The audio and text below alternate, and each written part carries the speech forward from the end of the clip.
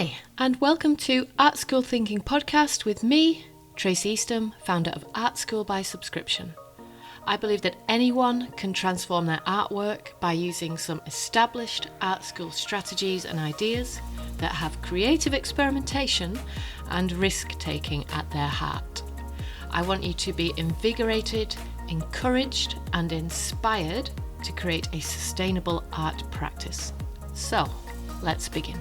Hello and welcome to this podcast, which is all about the creative process. In it, I'm going to be explaining my approach to an effective creative process, which will help you to sustain a creative practice that is fueled by experimentation and taking risks, as well as research and concept. I very firmly believe that artwork does not just come from within. It does not only exist in your soul, waiting to be broken out like a flash of inspiration.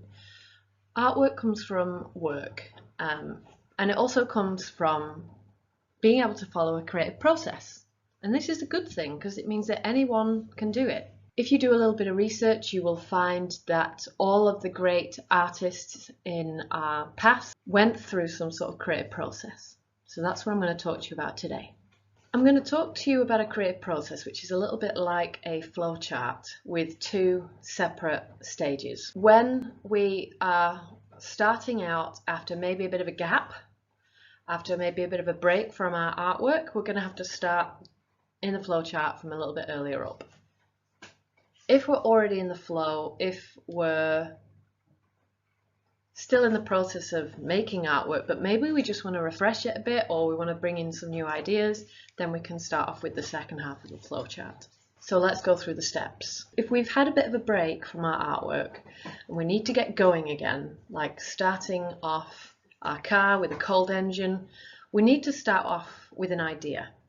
We need to work from a concept. A concept is basically an idea, or you might choose to think of it like a theme. And I've written a blog post about common themes in art. Some examples of concepts and themes which have driven art practice have been industry, a concept around beauty, for example, or maybe romantic art, romanticism in art. Those have all been ideas or concepts that have driven art practice. We need to start off with a concept. Once we have a concept, we need to find some influence. That's the next stage. Basically, that means finding an artist that inspires us and we take influence from them. So we take our concept, maybe it's about, romanticism in art. We do some research into that art movement and we find some relevant artists who made work in that style. And there's loads that we could go off. Turner is one of them, for example. We would research into his work, and even within Turner, he did lots of different styles of artwork. Some of them were sublime, some of them were romantic, some of them were sort of tourist paintings, some of them were, portrait studies. Some of them were in his later period, were getting towards abstract landscapes. So we would research into someone like Turner, for example, and we might narrow it down to a short amount of his artworks, a couple of examples of his artworks. And we would research into his process, what materials he used, where did he go for his source material, how big were his artworks, how did they get displayed, what was the common perception of them, of people who saw them in the day. We'd do some research around it. And then we would go on to the next stage, which is to create. So we take our concept, we join it with everything that we've learned from our artist of influence, and we use our findings from those two activities to create artwork, to create some work.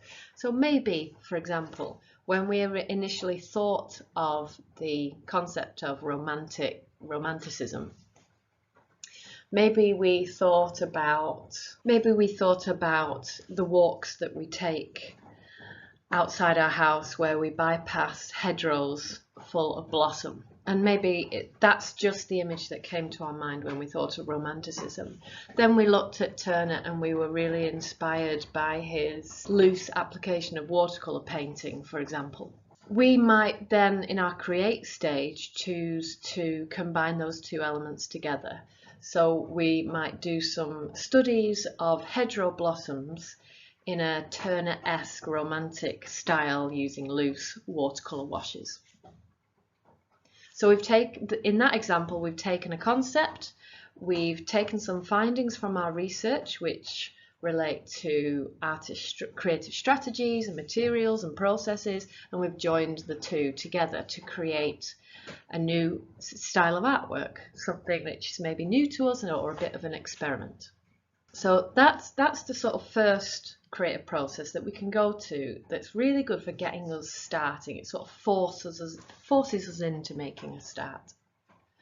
Once we're on a roll with it, we can then go on to the next creative process. This is categorized into 4 sections, which is basically create, develop, review, and repeat. We start off by creating, and that's where we left off with the last creative process. We've created artwork. We've done some research, we've found some things out, we've mashed a couple of ideas together, and we've made an artwork. That's the create stage. We can then choose to develop it further.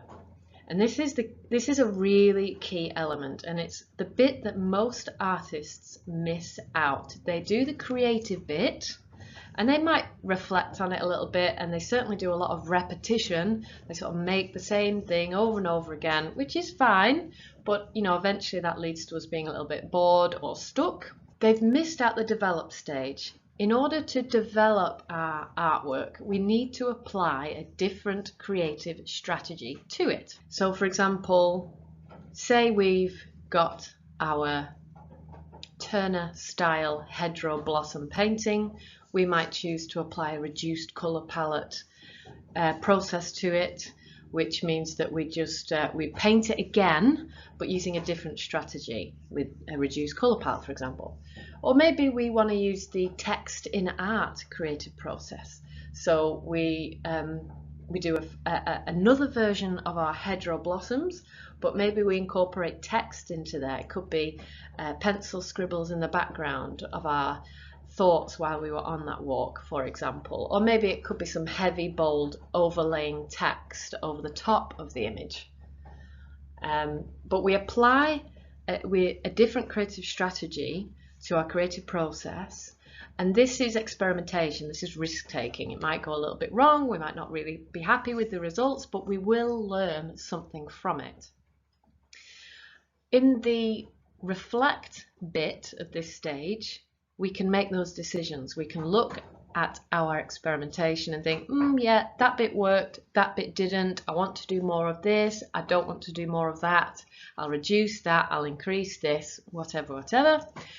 And then we repeat. We go through that cycle again of create, develop, reflect, repeat.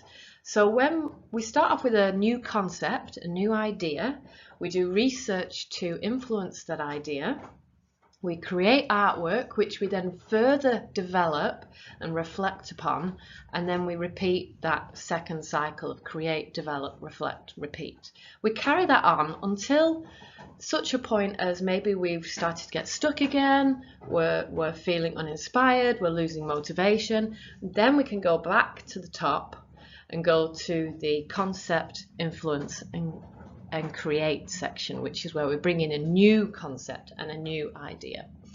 This is where having a good community around you and engaging with an artist community can be really good for you, because they're the ones that can give you these new concepts and these new ideas.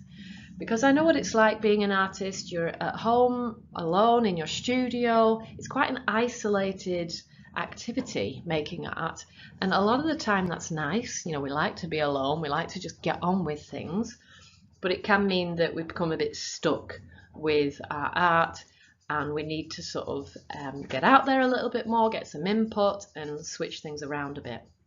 So that's why we need a creative community around us if possible, and that's partly why I started off my art school by subscription, so that artists who want to develop the concepts and ideas that underpin their artwork can join and get inspiration and ideas, feedback and concepts. I want to finish this podcast by saying that it's very common and it's very normal for you to feel stuck with your artwork.